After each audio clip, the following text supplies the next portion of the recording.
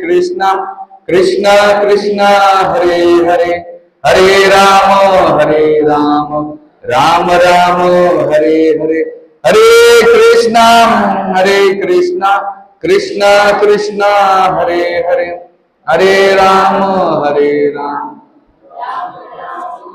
करोति वाचालं पंगुरति यत्कृपातं वन्दे श्री गुरुदिन परमानंद माधव श्री चैतन्य ईश्वर। हरे कृष्णा। सगळ्या भक्तांचं स्वागत आहे आजच्या आपल्या साप्ताहिक कार्यक्रमामध्ये। आपण मागच्या वेळेस नरकाचं वर्णन केलं, तर मला बरेच जणांनी प्रश्न विचारला त्या प्रवचनानंतर, पुनर्जन्म होतो का, पुनर्जन्माबद्दल बोला, शास्त्रामध्ये काही मत आहे का पुनर्जन्माचं। मग ह्या सगळ्या प्रश्न विचारल्यानंतर मला असं वाटलं की आजचा टॉपिक घ्यावा, वास्तविक पुनर्जन्म आहे का, असेल तर त्याचा काही पुरावा आहे का, रिबर्थ किंवा रिइन्कार्नेशन हे आपल्या शास्त्रामध्ये कुठं वर्णन आहे का, किंवा त्याचे व्यावहारिक आहे का, काही प्रूफ आहेत का, किंवा पुनर्जन्म होतो का नाही, आणि झाला तर त्याचा आपण कसं समजू शकतो, ह्या विषयाबद्दल आज आपण चर्चा करूया। हे प्रवचन 3 आधारावर असणार आहे। एक म्हणजे सेन्सेस म्हणजे इंद्रियाच्या द्वारे, दुसरं असणार आहे एक सायन्स, आणि तिसरं असणार आहे वैदिक शास्त्र म्हणजे इंद्रियाच्या स्तरावर आपण पाहूया, दुसरं आहे विज्ञानाच्या स्तरावर पाहूया, आणि तिसरं शास्त्राच्या वेदांच्या सूत्रानुसार आपण ह्या विषयाला समजून घेऊया। जर पहिला मुद्दा आहे की इंद्रियाद्वारे, इंद्रियाला सेन्सेस म्हटले जाते, तर हे इंद्रिय किंवा आपण सहज एक कॉमन सेन्स आपल्या भाषेत, कॉमन सेन्सला मराठीमध्ये त्याला सहज बुद्धी विचारलं। सहज बुद्धी म्हणजे आपण ह्या जगामध्ये काही अवलोकन केलं की आपल्या तोंडातून ते शब्द बाहेर पडतात। उदाहरणार्थ कोणी वारलं तर अरे तो गेला किंवा ती गेली किंवा तो आपल्याला सोडून गेला असं वाक्य जाते। पण असा प्रश्न केल्यानंतर मग प्रश्न पडतो की तो गेला ती गेला, तर बॉडी तिथंच असते, नेमकं कोण गेलो, ती गेला तो गेला, मोठा होता असा होता, त्याचं पद हे होतं, त्यानं असं केलं तसं केलं, बॉडी तर तुमच्या समोर आहे, नेमकं अशी कोणती गोष्ट निघून गेलेली आहे की त्यामुळे त्याच्यातून तो गेला हा शब्द बाहेर येतात। इंग्लिश मध्ये म्हणतात पासवे, तो किंवा निधन ह्या शब्दाचा अर्थ काय, आता त्याच्याकडे कोणत्याही प्रकारचं धन नाहीये तरी लोक जीवनभर धनाच्या माग लागत आहे की शेवटी एक दिवस त्याला निधन व्हायचंय, तर निधन झालंय किंवा मृत्यू झाला।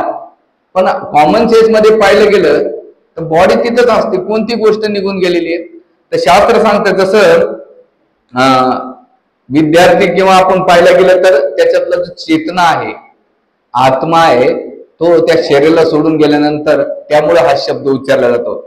जसं इथे आपण पाहिलं की लोक शरीर शोक करतात, दुःख करतात, विलाप करतात, आणि त्याच्याबद्दल त्याचे गुणगान किंवा काही ना काही शब्द उच्चारून स्मरण करतात। म्हणून दुसऱ्यांना पाहून याला कॉमन सेन्स, एकतर आपण स्वतः पाहतो किंवा दुसऱ्यानं पाहिलं त्याचा शोक करतो, आणि त्यांच्यावरून गेलं की तो सुद्धा त्या शरीराबद्दल आत्म्याबद्दल रडत असतो। म्हणून इथे एक जर पाहायला गेलं तर इंद्रियाद्वारे आपण जाणून घेऊ शकतो की ह्या शरीराची जोपर्यंत प्राण आहे तोपर्यंत इंद्रियांना नाही का चेतना आहे। जसं सुई टोचली किंवा चटका लागला, भूक ताण लागते किंवा जे काही आत्मा आहे तोपर्यंत ह्या इंद्रियाला सगळ्या गरजा। ज्या दिवशी हा प्राण निघून जाता तेव्हा आत्मा काय होतो, आपलं प्राण निघून गेला, आत्मा निघून गेला, तर त्या शरीराला नाही का तुम्ही किती टाचण्या टोचा, किती चटके द्या किंवा 10 संस्कार करा, ते कोणताही रिस्पॉन्स करत नाही। जोपर्यंत चेतना आहे तोपर्यंत तो आपल्या सेन्सिटिव्ह किंवा संवेदना व्यक्त करण्याचं काम करतो। जसं आपण इंट्रोडक्शन कोणाचं देत असेल, तर आपण जर विचारलं, आता मी प्रश्न विचारतो तुम्हाला एकेकाला, तर तो प्रश्न तुम्ही इंडिव्हिज्युअल लावून घ्यायचा। तुमचा हात कोणाचा आहे, तुमचे आमचे नाही, कोणाचा आहे इंडिव्हिज्युअली, हात कोणाचा आहे, डोकं कोणाचं आहे, पाय कोणाचे आहेत, शर्ट कोणाचे आहेत, कान कोणाचे आहेत, डोळे कोणाचे आहेत, नाक कोणाचं आहे, तुम्ही कोण,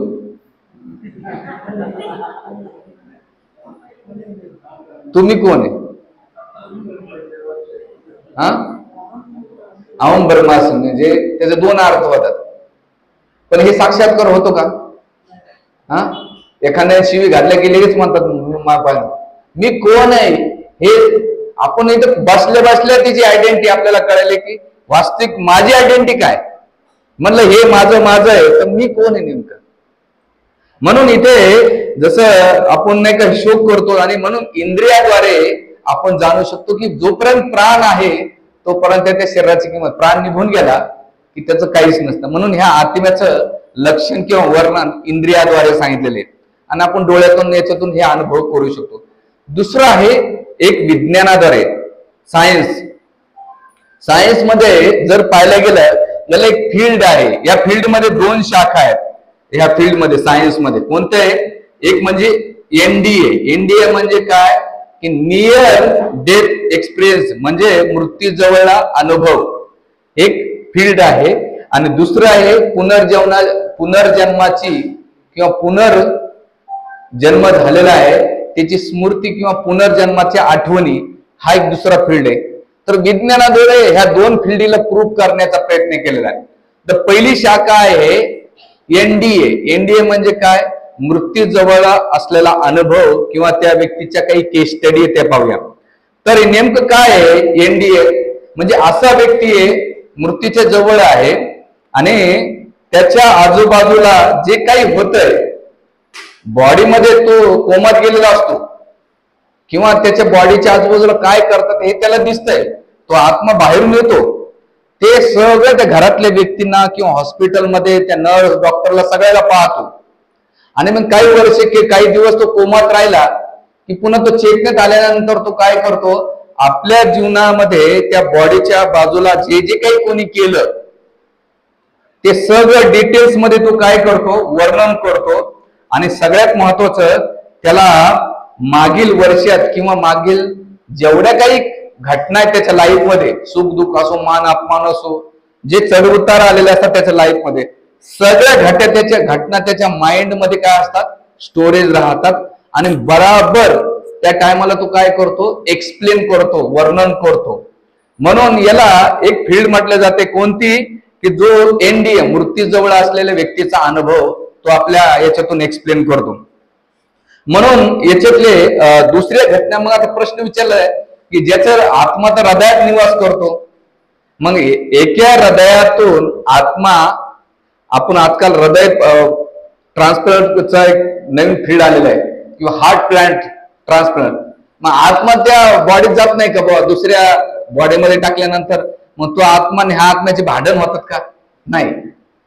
तर ते जरी आत्मा त्याच बॉडीमध्ये राहतो, जरी हार्ट प्लांट झाला तर एक तर त्याला पुन्हा हार्ट असलं तर ठीक, नसेल तर त्या जीवात्म्याचा जो पहिला बॉडी आहे, समजा आता ए आणि बी पर्सन घेऊया. समजा एक मध्ये बी हा आता त्याचा हार्ट काढलेला आहे आणि ए मध्ये ट्रान्सफर केलेला आहे. तर बीचं बॉडीला आता काही कामाचं नाही, तर बीचा जो आत्मा आहे तो निघून जातो आणि मग ते हार्ट आहे ना ए ला लागवतोय आणि एच्या लाईफ मध्ये जो जुना हार्ट असतंय त्याच्यात तो आत्मा काय करतो? बीच्या आत्म्यामध्ये ट्रान्सफर होतो. असं नाही की एक आत्मा ह्या आत्म्यामध्ये ट्रान्सफर होतो. हा, ते भूत प्रेत आत्मा ब्लॅक मॅजिक होऊ शकतं, पण वैज्ञानिक दृष्टिकोनातून पाहिलं तर आत्मा इकडे तिकडे ट्रान्सफर होत नाही. तर इथे काही घटना अशा आहेत की त्या मृत्यूजवळला अनुभव ते आपलं वर्णन करा. मग काय लक्षण आहे त्याच्या व्यक्तीचे की ज्याने मृत्यूजवळ अनुभव, एनडीए ही जी फील्ड आहे, काय काय घटना त्याच्या लाईफ मध्ये होतात त्याचे 6 कारण सांगतात. एक म्हणजे जो काही रोगी व्यक्ती असतो त्याच्या जीवनात ह्या घटना घडत असतात. दुसरं सांगतात की तो ह्या संसारात जे काही पाहिलं त्या संसाराच्या वरती पाहून तो शांती किंवा शांतीचा अनुभव किंवा त्याच्या जीवनातल्या काही गोष्टीचा एवढा अनुभव करतो आणि तो नंतरच्या काळामधून तो आपल्या जीवनातून व्यक्त करतो, ते सुख असो की दुःख असो. पण विशेष करून इथे एनडीए ह्या फील्डमध्ये जर पाहिलं गेलं मृत्यूजवळ अनुभव, तर तिथे तो मागच्या जन्मातलं काही विसरून किंवा त्याला आठवलं सुख दुःख तर तो ते आपल्या भावनातून व्यक्त करतो. हा एक आहे. दुसरं आहे ते म्हणतो अचानक त्याच्या समोर तेच प्रकाश बाहेर दिसत राहतो त्याला अचानक, आणि मग तो प्रकाश दिसला की त्याला जाणवतं की नाही मागचं काहीतरी माझं आहे आणि त्याच्या समोर त्याला वेगळीच अनुभूती होती.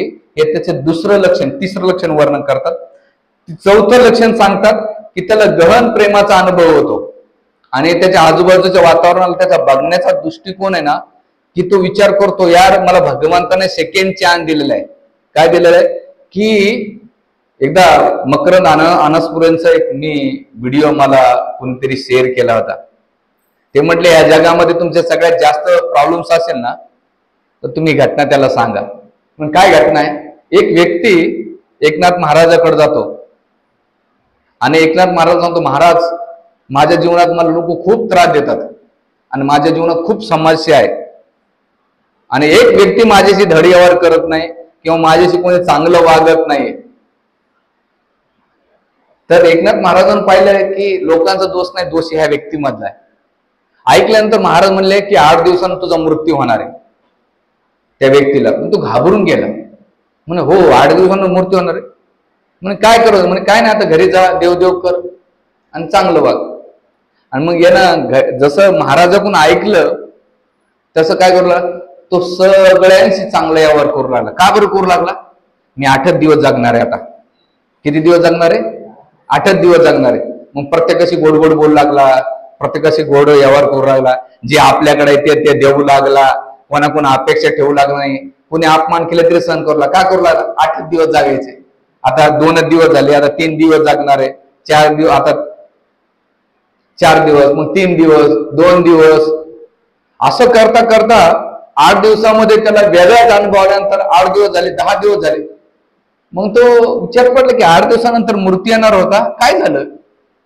तो गेला म्हणून, महाराज तुम्ही तर म्हटलं 8 दिवसात मूर्ती येणार, मला 10 दिवस भेटले. ते म्हणले ह्या 8 दिवसात काय झालं? मला ह्या 8 दिवसामध्ये सगळ्यात लोक चांगले मला बोलले. काय झालं? 8 दिवसामध्ये 10 दिवसामध्ये सगळ्यात लोकांनी मला चांगला व्यवहार केला. म्हणजे का बरं? म्हणजे मी हे विचार केला की 8 दिवसात मूर्ती पावणार आहे, तर जाता जाता आपण काय करू, सगळ्यांशी चांगलं व्यवहार. ही लेसन आपल्या जीवनात पण आहे. 8 दिवसात आपला बी 12 ओढू शकतो. नाही ते का नका सांगू, हे आपल्या जीवनात बी आपण वागलं पाहिजे चांगलं. म्हणून इथे सगळ्यात महत्वाचं त्याला गहन प्रेमाची अनुभूती होते आणि तो हे विचार करतो की नाही, भविष्यामध्ये आपल्याला ज्या काही जुन्या वाईट गोष्टी तो सोडतो आणि नवीन गोष्टीचा हा त्याचा एक होतो. सगळ्यात महत्वाचा शेवटचा गुण आहे त्याच्यामध्ये, स्वप्नामध्ये सारख्या सारख्या गोष्टीचा त्याला अनुभव होतो. कोणते होतो? की तो सारख्या सारख्या स्वप्नामध्ये की त्याच्या जीवनामध्ये त्याला त्या दिसतात किंवा अनुभव करतो. जसं कोणी सारखं नदीच्या पाण्यामध्ये बुडून वारला असेल तर त्याला पाण्याची भीती वाटते. एखादा अग्नीमध्ये चटका देऊन किंवा अग्नीमध्ये दहन झाला तर त्याला अग्नीची भीती वाटते. किंवा एखादा पर्वतावरून डोंगरावरून पडलेला असेल तर त्याला त्याची भीती वाटत असते. किंवा सारखं सारखं एखाद्या पर्वतावरून उडी मारली किंवा पक्षीसारखं उडतोय किंवा मागच्या जन्मामध्ये मी काहीतरी प्राणी होतो. किती लोकांना स्वप्न पडलेत का? स्वप्न बघितलं असं ना, तुम्ही आणि त्या स्वप्नातला व्यक्ती वेगळाच असतो किंवा तुम्हाला ते दिसतात, तुम्हीच तुम्हाला बघतात का नाही? दिसतं का नाही? किती लोक झालेले. हा तर इथे त्याच्यानंतर समसमभूमीचे भूत प्रेत किंवा काही जणाला माकडं दिसतात, काही जणाला गाढवं दिसतात, ज्याच्या त्याच्या मागच्या कर्म. जसं माझ्या लाईफ मध्ये इस्कॉनच्या येण्याच्या पहिल्याने इस्कॉन मध्ये आल्यानंतर मला आठवड्यातून 4-5 वेळा प्रेतांचे स्वप्न डिटेल्स मध्ये पडतात. नेमकं कोणत्या समसमभूमीमध्ये होतं देव जाणे मला. ते डेड बॉडी आता दहन होतंय, येतात जातात, असं बरेच पडतं. आता कमी झाले कारण मी माझ्या वरिष्ठाकडे गेलो, म्हणजे आवड एवढा जप करतोय, भागवत वाचतोय, प्रसाद खातोय, दिवसभर भागवताचं दर्शन घेतोय. तर ते म्हटले की पहिल्यांदा हसले, म्हणले चांगले तुझ्या जीवनात असे प्रश्न स्वप्न पडत. म्हणजे असंच कसं काय म्हणतात? म्हणले दुसऱ्या पडण्यापेक्षा भूतप्रेताचं पडलं घाबरून माणूस भक्ती तरी चांगलं करतोय. आणि ते म्हटले की ते हास्यवारी केलं आणि दुसरं त्यांनी उत्तर दिलं. ते म्हटले की मागच्या जन्मामध्ये तुम्ही जे काही केलं ते हे जन्मामध्ये वारंवार तुम्हाला दिसतंय, म्हणून त्या गोष्टीचं होतंय. आणि म्हणून इथे जीवनभर संशय, भूतप्रेत, आत्मा या घटना अशा बऱ्याच घटना त्याच्या स्वप्नामध्ये त्याच्या जीवनामध्ये त्याला आठवतो. आणि कधी कधी आपण काही गोष्ट आपल्याला वाटतं अरे ही गोष्ट मी कदाचित पाहिली होती किंवा मी करून गेलेलं वाटतं, पण हे मागचा अनुभव किंवा तुमच्या मनावर, ते चेतनेवर कोणत्या गोष्टीवर ते प्रभाव पडतंय? तर 3 गोष्टीवर प्रभाव पडतोय. मन, बुद्धी आणि अहंकारावरती एवढे प्रभावशाली असते तर ह्या जन्माचं नाहीये, तर पुढच्या जन्माचं सुद्धा त्याला लक्षात राहते, आपलं सॉरी मागच्या जन्माचं लक्षात राहते आणि ह्या जन्माचं पण राहते. म्हणून एक फील्ड आहे त्याला म्हणतात की डीप मध्ये जाणं, त्याला मागच्या याच्यामध्ये घेऊन जातात. काय म्हणतात त्याला? पास्ट लाईफ रिग्रेशन, म्हणजे मागच्या जन्मामध्ये घेऊन जातात आणि त्याची हिस्ट्री मध्ये जाऊन त्याचा सगळ्या हिस्ट्री सांगून एक्सप्लेन करत असतात. तर हे पण दिलेलं आहे. म्हणून इथे सगळ्यात महत्वाचं की अशा काही ह्या कशावर आधारित होतात एवढ्या घटना किंवा हे का होतात, तर 3 गोष्टीमुळे होतात. एक तर तुम्ही त्या गोष्टीच्या प्रती खूप अटॅचमेंट आहे, किंवा दुसरं तुमची खूप डिझायर आहे त्या गोष्टीमुळं, आणि तिसरी गोष्ट भयापोटी तुम्ही मागच्या जन्मामध्ये केले. ह्या 3 गोष्टीवरच आधारित असते. एक तर तुमची इच्छा, आसक्ती आणि त्याच्यानंतर मागच्या भयापोटी तुमच्या जीवनात ज्या काही घटना घडल्या त्यामुळं तुम्हाला ते काय करताय, वरती येत राहत आहे. हा एक फील्ड झालेले. म्हणून एक अमेरिकेचे 2 वैज्ञानिक आहेत, त्यांचं नाव निच रिंगा किंवा ब्रूस ग्रेशन याने कमीत कमी 3 दशक international association of near death studies नावाचं एक फील्ड तयार केलेली. कोणती field? National association of near death studies, हे अमेरिकन युनिव्हर्सिटीमध्ये याने केलेले आहे. आणि त्याने संशोधनामध्ये वैज्ञानिक पद्धतीने खूप काही स्टडी केली. आतापर्यंत त्यांनी काय केलं, कितीतरी केस स्टडीवर आणि कॉलेजमध्ये किंवा मेडिकल कॉलेजेसमध्ये काही पेशंटवर यांनी केलेले. मग तिथे एक प्रश्न विचारला गेला त्यांना की हे जे मृत्यूजवळचा अनुभव आहे ही मतीची भ्रमित आहे का किंवा भ्रमित अवस्था आहे का, की त्यामुळे तर होतं का? तर हे ब्रूस जे आहेत ग्रेसन ते म्हणतात की नाही. ते म्हणतात की इम्युनिटी युनिव्हर्सिटी मेडिकल स्कूल याचे तज्ज्ञ आहेत, ते म्हणजे डॉक्टर मायकल सबॉन यांनी आतापर्यंत 200 केसेस स्टडी केल्या. किती? 200 केसेस स्टडी केले. आणि ते म्हणतात की ह्या निष्कर्षावर पडले की मानवी चेतना ही मस्तिष्कापासून वेगळी आहे आणि त्याच्यामध्ये राहून ते कार्य करते. कधी कधी मस्तिष्काचे कार्य चेतनेवर प्रभावित पडते, पण आत्मा जेव्हा शरीर सोडतो तर मस्तिष्काचे जी काही वस्तू ती इथंच राहते, पण आत्म्याबरोबर म्हणजे मस्तिष्क हे बॉडी बरोबर इथंच राहत आहे, पण बॉडी नंतर आत्म्याबरोबर 3 गोष्टी जातात, जसं ते पण प्रूव्ह करतात. आणि वैदिक जे अध्यात्म वेदांत आहे ते पण म्हणताय. आता त्याला काय म्हणतात, मन बुद्धी अहंकार हे सोबत जात आहे.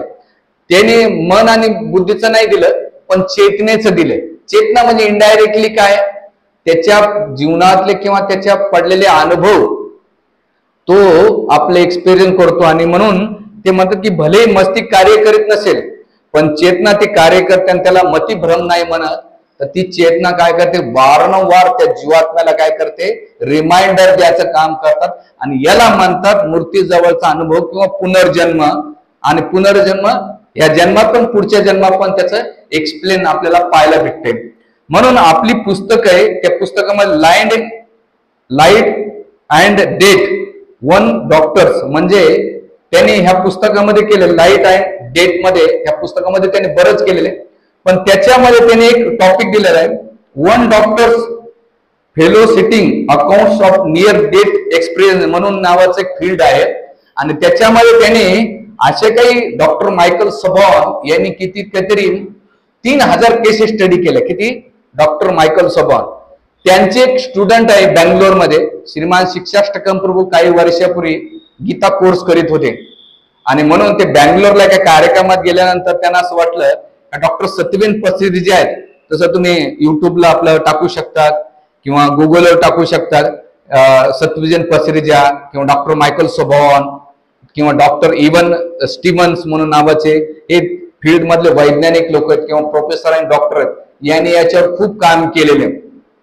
तर ते डॉक्टर मायकल सबॉन त्यांच्या केस स्टडीमध्ये एकदा सांगतात की एक स्त्रीचं ऑपरेशन सर्जरी चालत होती आणि प्राय ती स्त्री कोमात गेली होती, खूप दिवसातून कोमात होती आणि तिच्या ब्रेनचं ट्युमरचं ऑपरेशन चालत होतं. आणि ते बरेच ऑपरेशन चालत असताना हे डॉक्टर मायकल सबॉन तिथं त्या केस स्टडीच्या जवळच होते, म्हणजे तेच ऑपरेशन करत होते. आणि मग ते व्यक्तीचं ऑपरेशन झालं आणि त्याच्या बऱ्याच दिवसांनी ती स्त्री कोमातून बाहेर आली. आल्यानंतर ते डॉक्टर मायकल सोबॉन यांना ती म्हटली की तुम्ही काय काय ऑपरेशन केलं मी त्याचं विश्लेषण तुम्हाला करते.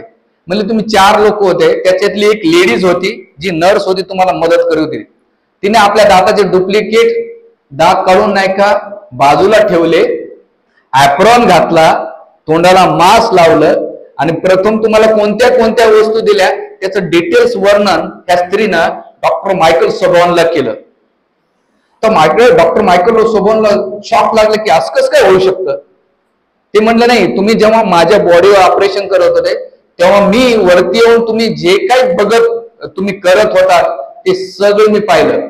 आणि यवंतीने तेवढंच नाही सांगितलं, ते म्हटले की तुमचं टेरिस आहे, टेरिसच्या 7व्या मजल्यावर लॉक आहे आणि लॉक केल्यानंतर तुमच्या टेरिसवर 4 वस्तू आहेत, एक चप्पल आहे, एक बूट, एक झाडू आहे आणि एक काहीतरी टोपली टाईपचा अर्धवट तुकडा पडलेला आहे.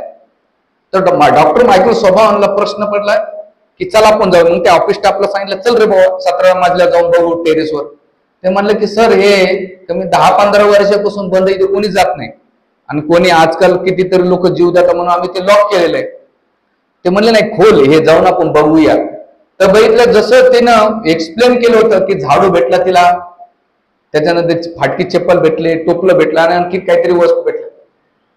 जशा तशा त्या वस्तू डॉक्टर मायकल सोबॉनने ते पाहिलं आणि मग त्या लेडीजनं त्यांना वर्णन केलं आणि केल्यानंतर त्यांना त्या दिवसापासून त्यांनी NDA नावाची फील्ड चालू केलेली आहे की मृत्यूजवळच्या अनुभव, व्यक्तीचे काय काय अनुभव आहे. आणि मग हळूहळू त्यांनी आपल्या जीवनामध्ये बरेच काही केस स्टडी केलेले आहेत आणि त्या केस स्टडीमध्ये त्यांनी विशेष करून मायकल सोबॉनने भारत, श्रीलंका, लेबनॉन, तुर्किस्तान, थायलंड, वर्मा, त्याच्यानंतर अमेरिकेच्या कॅनडा मधले अशा कितीतरी 3000 केस स्टडीचं डॉक्टर मायकल सोबॉनने केस स्टडी केलेली. सॉरी, डॉक्टर इवन स्टीवन आणि डॉक्टर सोबॉनने नाही का 200 केसेस स्टडी केलेल्या आहेत. आणि हे केल्यानंतर ते म्हणतात की आत्म्याच्या अस्तित्वाच्या 3 गोष्टीचं वर्णन करतात. ते म्हणतात थिंकिंग, फिलिंग आणि विलिंग.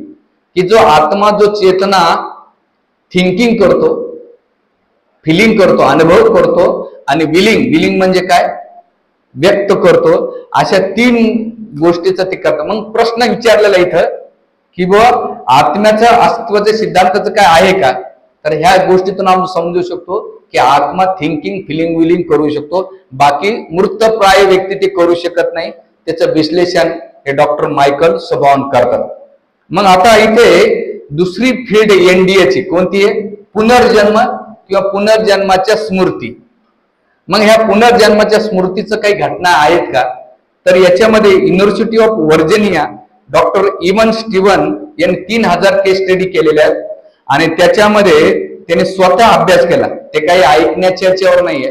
तर तुम्ही गुगलला जाता किंवा युट्यूबला जाता, पुनर्जन्माचा टाकलं ना तर तुम्हाला लागण तेवढं युट्यूबवर नाही का त्यांचे कहाणी ऐकायला भेटतात. जसं आज तकला आहे का, बरेच चॅनलला पुनर्जन्माच्या घटना ऐकायला. पहिली एक मालिका चालायची पुनर्जन्म की तहकीकात म्हणून, त्याच्यामध्ये अशा वास्तविक जीवनावर घटना सांगायचे किंवा पुनर्जन्म की कहाणी आहे. तर बऱ्याच लोकांना ऑब्जेक्शन घेतलं आणि त्याच्यामध्ये जे बाकीच्या रिलिजन्स मध्ये आहेत की त्या रिलिजन मध्ये पुनर्जन्म मानत नाहीत. आणि जर पुनर्जन्म जर ऐकून लोकांना मानायला लागलं तर कर्माचे रिॲक्शन, कर्म त्यांना पालन करत आणि कर्म मानायला लागले की हिंदू धर्माचा प्रचार होईल. म्हणून जे सो कॉल्ड त्या टायमालचे सरकार होतं तर त्याने त्या मालिकेवर आणलं, बंदी आणली होती. दूरदर्शनला ती मालिका चालायची. तर अशा कितीतरी होत्या. म्हणून हिंदू धर्म पुनर्जन्माला का महत्व दिलेलं आहे की ह्या जन्मात तुम्ही जे काही पाप करणार आहेत ते पुढच्या जन्मामध्ये तुला त्याचा अनुभव घ्यायचा. पण बाकीच्या रिलिजन मध्ये कसं आहे, एन्जॉय करा, पुनर्जन्म नाहीच आहे, कर्माचे रिॲक्शनच नाही. मग तो वाटेन तसं ते पाप करत राहतो. मग तो ॲब्रन रिलिजन असो, त्याच्यामध्ये बरेच रिलिजन्स येतात तर त्याच्यामध्ये पुनर्जन्माला मानत नाही. पण जे वैदिक धर्माच्या पद्धतीला मानणार आहे ते पुनर्जन्माला मानतात आणि त्याचं वर्णन केलेलं आहे. आणि मग हे डॉक्टर इवन स्टीवन यांनी 3000 केस स्टडी मध्ये ज्या ज्या केसेस होत्या त्यांना त्यांचा अनुभव, मग त्याच्या जखमीवर शरीराला जखम, वर्ण किंवा त्यांच्या चेहऱ्याची मिळतं जुळतं किंवा काय त्यांच्या बॉडी लँग्वेज मध्ये काय असलं त्या सगळं डिटेल्स अभ्यास करून अशा 3000 केस स्टडी करून ते दिलेले आहेत.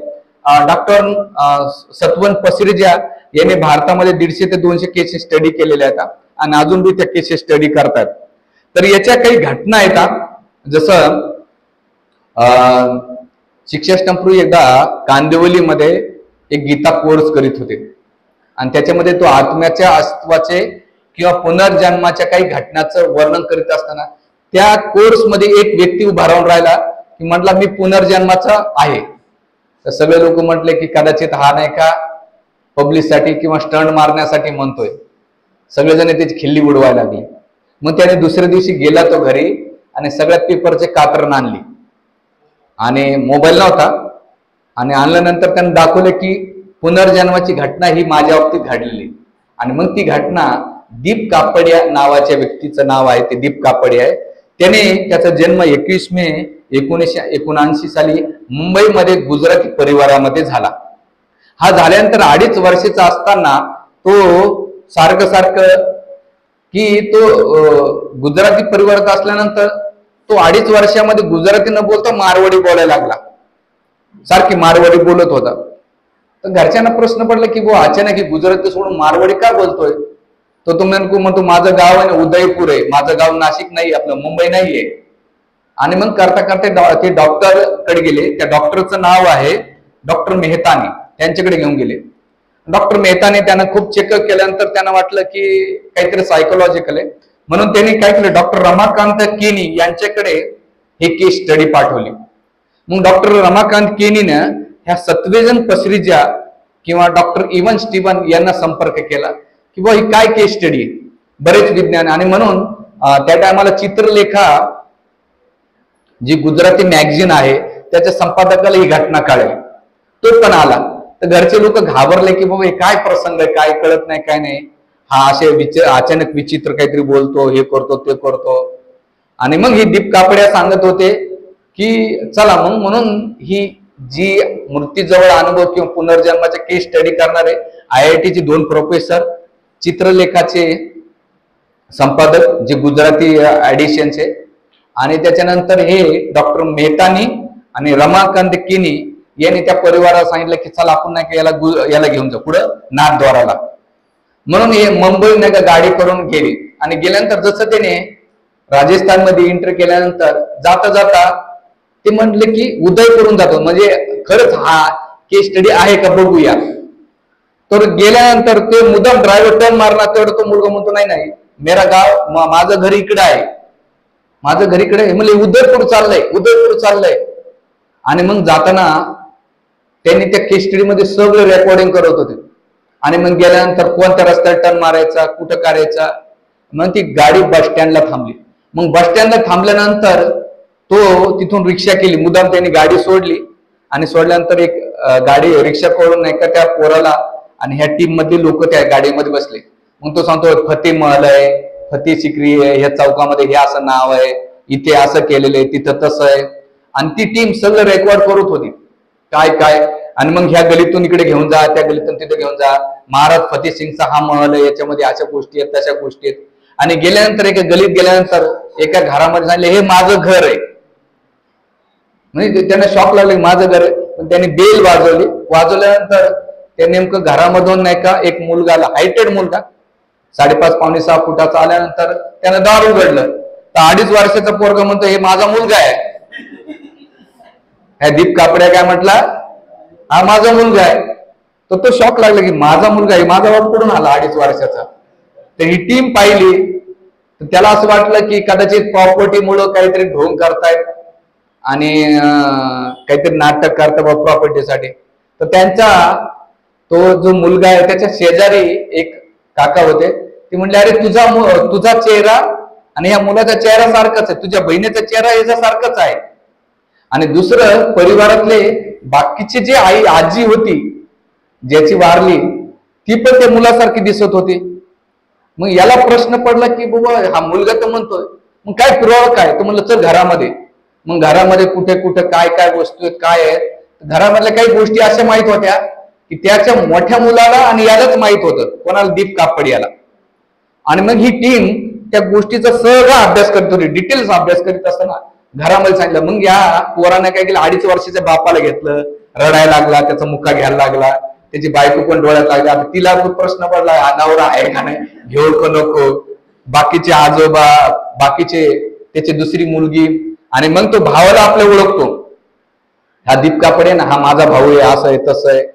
आणि मग झाल्यानंतर तरी मग बँकेमध्ये किती पैसे होते, काय केलं, काय झालं, काय नाही, या सगळ्या गोष्टीचा स्टडी केल्यानंतर 2-3 दिवस राहिले.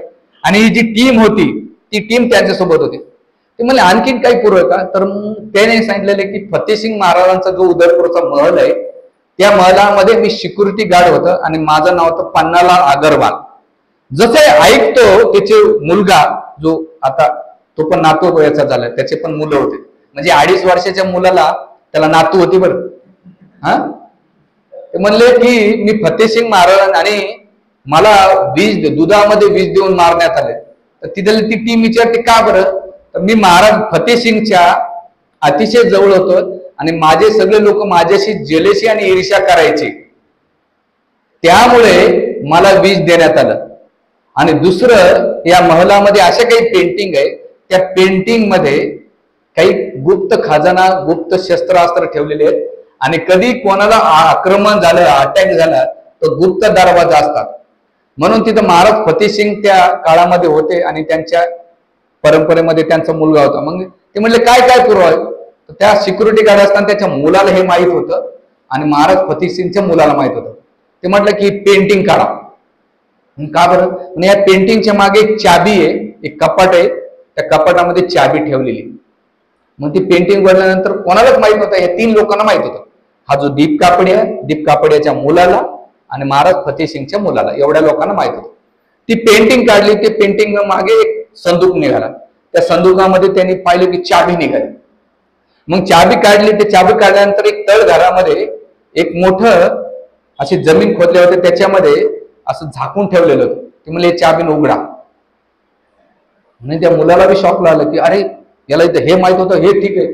म्हणले याच्यामध्ये काय, याच्यामध्ये 3 बंदुकी आहेत आणि आजूबाजूला काही खंजीर असतात, काही खंदेरी नावाच्या त्या वस्तू येतात आणि प्लस असं काहीतरी वस्तू आहेत बघ. ते खुललं तर ते सगळं डिटेल्स मध्ये निघाले. आणि निघाल्यानंतर त्याने सगळ्या A to Z गोष्टीचं वर्णन ह्या दीप कापड्याला करण्यात आलं. आणि आल्यानंतर इथं त्या केस स्टडी मध्ये निघाले की ही जी केस स्टडी आहे पन्नालाल अगरवाल, ही पुनर्जन्माची केस आहे. आणि म्हणून हे डॉक्टर मेहतानी आणि रमाकांत किनी 1983 साली केस स्टडीचं खूप डिटेल्स मध्ये दिले. आज बी तुम्ही गुगलला टाकता दीप कापड तर त्याची सगळी हिस्ट्री तुम्हाला समजून येईल. म्हणून इथे सांगायचा मुद्दा असा आहे की ही जेव्हा केस स्टडी झाली तर बरेच लोक यांना भेटायला, त्याच्यामध्ये दलाई लामा येऊन गेले, डॉक्टर इवन स्टीवन येऊन गेले, सत्वजन पसिरे पण नंतर येऊन भेटून गेल्या, आणि श्रीमान शिक्षाष्टकम प्रभू, गौर गोपाल प्रभू, इस्कॉनचे बरेच लोक आणि बाकीच्या अन्य रिलिजन मधले लोक सुद्धा येऊन त्यांना त्या गोष्टीचं दिलेलं.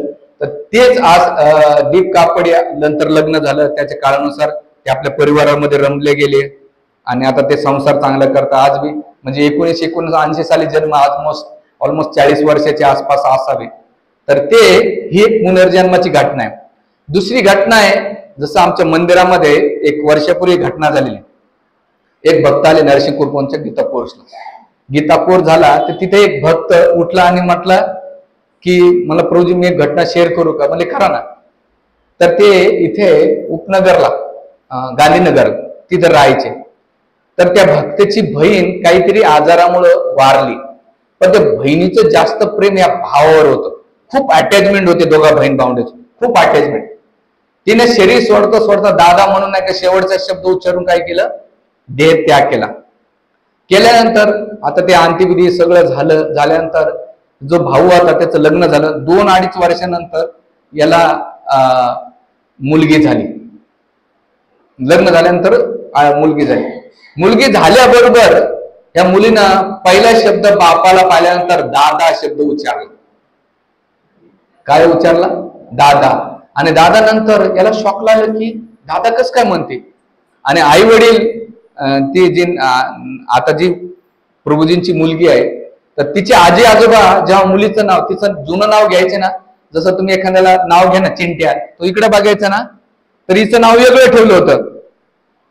पण आता तिचं नाव घेताना सांगायचे की ती अशी होती तशी होती, तर ती जसं जसं ते नाव घ्यायचं तसं ते तिच्या इकडे पाहायचे आणि ते सांगायचे मीच आहे मागच्या जन्माची.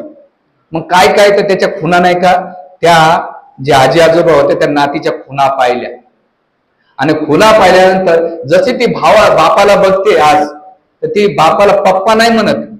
आज ती मुलगी नाही नाही म्हटली, 7 वर्षाची असावी, 7-8 वर्ष. तू 7 वर्षाची असेल ना? हा हा हा याच्या एवढी असेल 7 वर्षे. आज ती पप्पाला पप्पा नाही म्हणत, दादा म्हणते. आणि ते बी कळालं. हे लेटेस्ट मंदिरात तुम्ही येऊन भेटू शकतात, जास्त नाही ते. दर शनिवार रविवारी येतात त्या मंदिरामध्ये सत्संग. आणि दोघं नवरा बायको 16 माळा करतात, ती पण माळा करते. तर ती आता तिला बापाला प्रश्न पडला, मुलगी म्हणावा का बहीण म्हणावा. तर ही घटना दुसरी आहे की जी पुनर्जन्माची आहे. तिसरी घटना आहे ती आपल्या इस्कॉन मध्ये आहे, राघवदास ब्रह्मचार्याची. हा राघवदास ब्रह्मचारी हा याचा जन्म 14/5/1954 साली अमेरिकेमध्ये झाला होता आणि झाल्यानंतर त्याचा मृत्यू 1973 साली तर शिलप्रपादकडून यांनी दीक्षा घेतली होती लंडनच्या मंदिर, राधा लंडनेश्वर मंदिरामध्ये 19 डिसेंबर ऑक्टोबर मध्ये 1973 साली झाले. तर यांचं जुनं नाव होतं डेव्हिड. हा राघवदास ब्रह्मचारी शिलप्रभूकडून दीक्षा घेतल्यानंतर तो राधा लंडनेश्वर मंदिरामध्ये सेवा करायचा. तर ते सेवा करताना किचन मध्ये एक सुंदर माताजीच्या प्रती त्यांचं खूप अट्रॅक्शन असायचं, खूप अटॅचमेंट असायची. वारंवार ब्रह्मचारी जरी झाले, आता ते विदेशी होते आणि ते अटॅचमेंट असताना आसक्तीमुळे काय झालं की एक भक्त रिक्षा चालवत होता, त्या रिक्षामध्ये पुस्तक वितरणाला जात होते आणि जात असताना त्या ऍक्सिडेंट मध्ये हे वारले, राघवदास ब्रह्मचारी. राघवदास ब्रह्मचारी वारल्यानंतर त्यांचं फिंडर झालं आणि फिंडर झाल्यानंतर तिथे ते अंत्यविधी झाली. तर मग शिलप्रपादाने पत्र लिहिलं की बाबा राघवदास ब्रह्मचारीसाठी त्यांनी अतिशय सेवा केली, प्रार्थना करा. तर त्या प्रपादाचे आणखीन एक शिष्य बद्रीनारायण प्रभू, त्यांनी सांगितलं की सगळ्या भक्तांना या भक्तासाठी काय करा, प्रार्थना करा आणि त्यांची सद्गती व्हावं. आणि म्हणून पत्र लिहिलं प्रभुपादांनी आणि बद्रीनारायण प्रभू सुद्धा त्यांच्यासाठी प्रार्थना ठेवली, भजन कीर्तन ठेवलं. आणि झाल्यानंतर हा ब्रह्मचारी पुढे लंडन मध्ये एक इंडियन फॅमिलीमध्ये जन्म झाला. जन्म झाल्यानंतर 7-8 वर्षानंतर काहीतरी 19-20 वर्ष झाल्यानंतर अचानक जाता जाता त्यांना हरे कृष्ण मंदिर आठवलं. त्यांनी पाहिलं, अरे हे मंदिर तर आपलंच आहे, या मंदिरात मी राहायचो. आणि गेल्यानंतर तो मंदिरात सांगितलं की हे किचन आहे. मग तो भक्त कुठे आहे, सगळ्या भक्ताला ओळखलं बरं, त्या माताजी असून. गुरुबंधू कोण कोण आहेत, प्रभुपादांचे डिसायपल्स कोण कोण आहेत, त्या सगळ्या डिसायपलला ओळखलं आणि त्यांच्या आठवणी सुद्धा सांगितल्या. त्या डिसायपल घाबरून गेले की अरे राघवदास ब्रह्मचार्यासोबत जे काय झालं ते मला माहित होतं, दुसरं कोणालाच माहित नाही.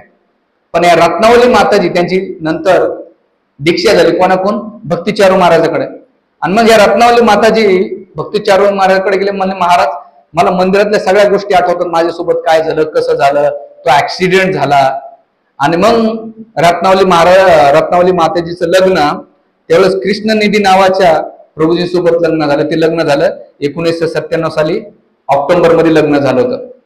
आणि लग्न झाल्यानंतर ह्या गोष्टी त्यांना आठवा लागल्यानंतर ते म्हटले मागच्या जन्मामध्ये मी राघवदास ब्रह्मचारी होतो, पण किचन मध्ये एक इंडियन स्त्री, भारतीय स्त्रीच्या प्रती माझं अट्रॅक्शन खूप होतं, अटॅचमेंट खूप चांगली होती. अटॅचमेंट चांगली होती म्हणजे मला ते खूप आवडायच्या. आणि त्या स्मरणामध्ये माझ्या मृत्यू झाल्यानंतर मला गोष्ट आठवली. तर महाराज आता मी काय करू. मग भक्तिचारू महाराजाने ह्या केस स्टडी केल्यानंतर काय काय आणखीन स्टडी होत आहे, म्हणजे लगेच डिसिजन काही घेता येणार नाही. मग ह्या सगळ्या गोष्टीचा स्टडी केला, त्यांची काही हिस्ट्री काढली, ती हिस्ट्री घेतली आणि जे काही रेफरन्स दिले होते, रेफरन्स म्हणजे ह्या लेडीजचं तर वय जास्त नाही, 17, 19, 20 वर्षात, पण ह्या सगळ्या गोष्टीचं इन्फॉर्मेशन ही लेडीज कसं काय देऊ शकते. आणि झाल्यानंतर ही लेडीज रत्नावली म्हणते की लग्न केल्यानंतर आता मला ग्रस्त धर्मामध्ये काही एवढे इंटरेस्ट नाही, मला असं वाटते मी आजीवन ब्रह्मचर्य राहून भगवंताची भक्ती करावं. आणि म्हणली की मला जे माझे पती त्याच्यासोबत राहण्याची इच्छा होत नाही ज्या दिवसापासून लग्न झाले, पण मी माझ्या माता पित्याच्या इच्छेनुसार राहतो. आणि दुसरं, जी माझी आवडती स्त्री होती तिचा चेहरा आणि ह्या स्त्रीचा चेहरा सारखा दिसत होता. ज्या ठिकाणी राहत होते त्या घरी मग भक्ती चारू महाराज म्हटले की तिचं घर कुठे आहे. मग रत्नावली माताजी ज्या मागच्या रागदज ते घेऊन गेले की इथं राहायची, तिला काय आवडायचं काय नाही आवडायचं सगळं डिटेल्स त्यांनी सांगितलं. आणि सांगितल्यानंतर पुढे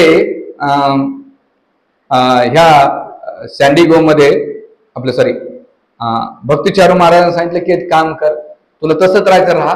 आणि म्हणून कृष्णविधी प्रभू सोबत जो लग्न झालं होतं त्यांनी 2010 मध्ये घटस्फोट घेतला. आणि आज बी रत्नावली माताजी इस्कॉन मध्ये ज्या होत्या भक्ती करतात आणि अवित राहिलेल्या आहेत. आणि त्याने एक ठरवलं की मागच्या जन्मात मी जी चूक केली आता ह्या जन्मात मला ती चूक करायची नाही. आणि आता पुढचं जे स्मरण होईल, माझे अटॅचमेंट होईल ती केवळ कृष्ण राधा लंडनेश्वर, कोण राधा लंडनेश्वराच्या प्रती होईल, बाकी कोणाचे होणार नाही. आणि आज बी त्या भक्तिमय जीवन जगतायत. म्हणून याच्यावर लेसन असं आहे आपल्या जीवनामध्ये की आपण ज्या गोष्टीच्या प्रती आसक्त राहतो ना तर पुढचा जन्म आपला तसाच होणार आहे. जो स्त्रीच्या प्रती आसक्त राहतो ना पुढच्या जन्मात स्त्री होती, महाभारतात वर्णन आहे आणि श्रीमद भागवतात वर्णन आहे. आणि जी स्त्री पुरुषाच्या प्रती आसक्त राहते पुढच्या जन्मात तो पुरुष होतो. म्हणून आत्मा जेव्हा शरीर सोडतो ती न स्त्री राहते न पुरुष राहतो, तो केवळ आत्मा राहतो. त्याच्या चेतनेनुसार त्याचं गंतव्य ठरलेलं राहते.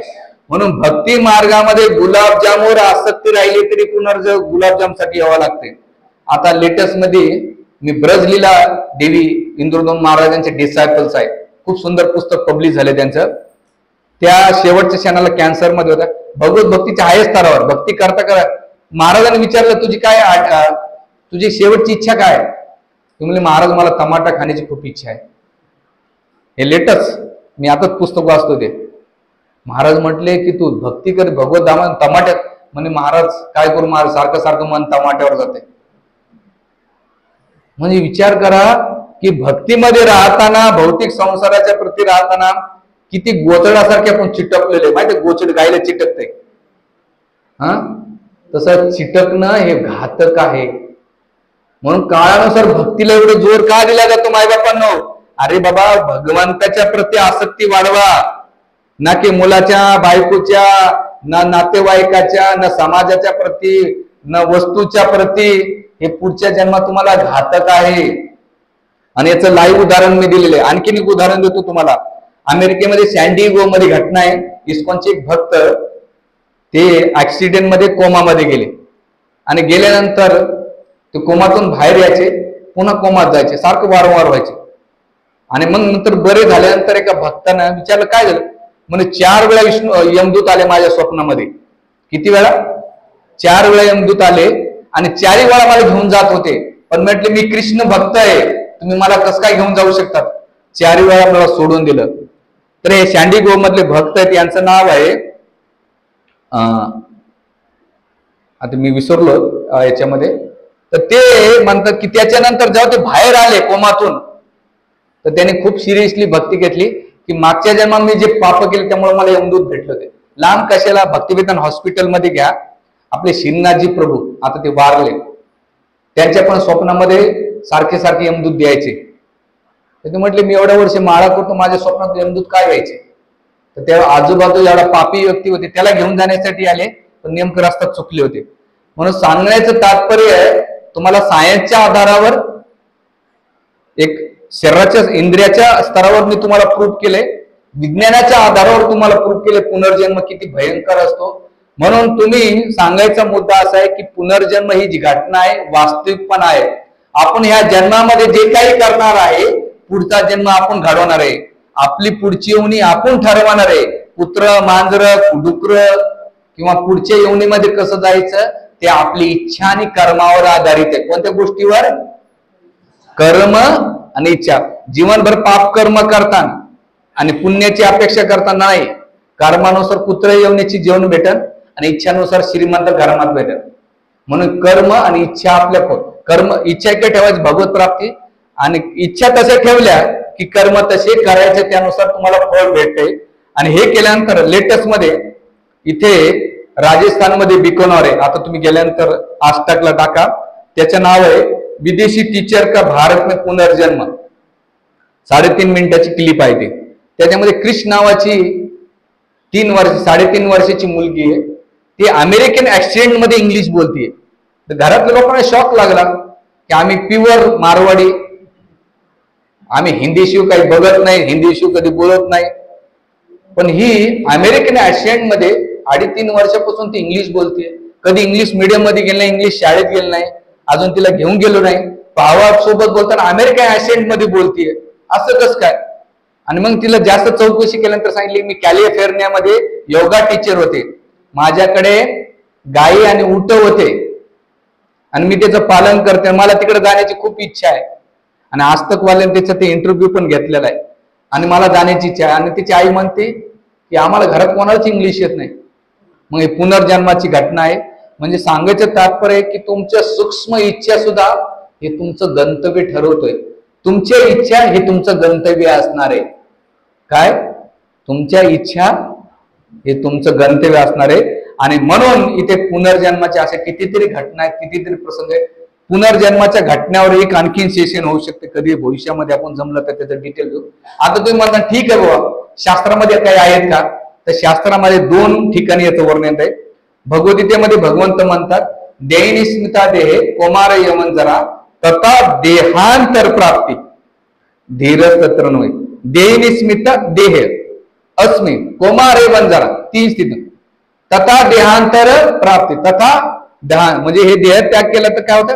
तथा देहांतर धीरज, पुढच्या जन्मामध्ये तो काय होतो? आत्मा ट्रान्सफर होतो. याला म्हणतात आंतरिक पुनर्जन्म.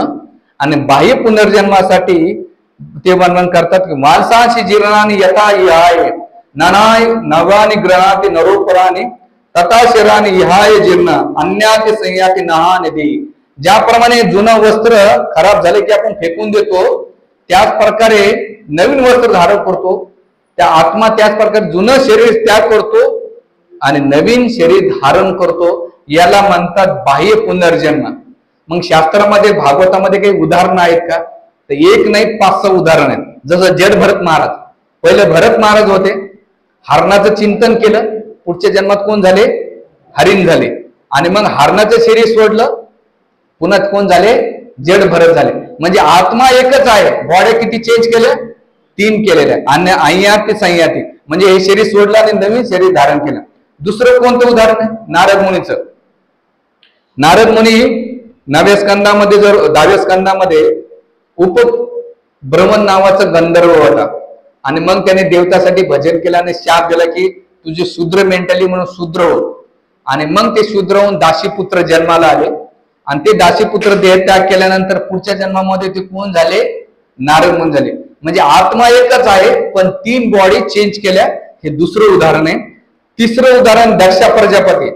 शिवजीच्या यज्ञामध्ये दक्ष प्रजापतीचं मस्तक छाटलं आणि मग मस्तक छाटल्यानंतर तो यज्ञ झाला आणि मग ते यज्ञामध्ये त्यांना अपमान सहन करावा लागला त्या बकऱ्याच्या तोंडामुळे, म्हणून त्याने देहत्याग केला.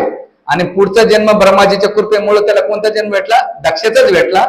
आणि मग त्यांनी कोणाला प्रचार केला? अश्वला आणि हरेश्वरवाला नाही का जे आहेत त्यांच्या त्या पुत्रांना त्याने जन्म दिला. 10,000 पुत्र आणि पुन्हा 1,000 पुत्राने जन्म दिला. आणि पुन्हा ज्या 60,000 कन्याला पुन्हा त्यांनी जन्म दिला.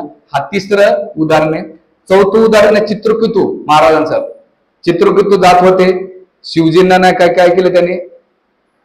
मांडीवर पार्वतीला घेऊन कदमाने हसले तर पार्वतीने काय शाप दिला? अरे तुझी वृत्ती कशी आसुरासारखी, पुढच्या जन्म काय होय? तू आसुर होय. आणि ते चित्रकेतू महाराज पुढच्या जन्मात कोण झाले? उत्तरासुर झाले. आणि उत्तरासुर म्हणतात की माझ्या मागच्या भक्तीमुळे मला हे भेटलं, आता मी हे शरीर सोडून काय करेन? भगवत दाबा जाईन. उत्तरासुराचा प्रसंग आहे.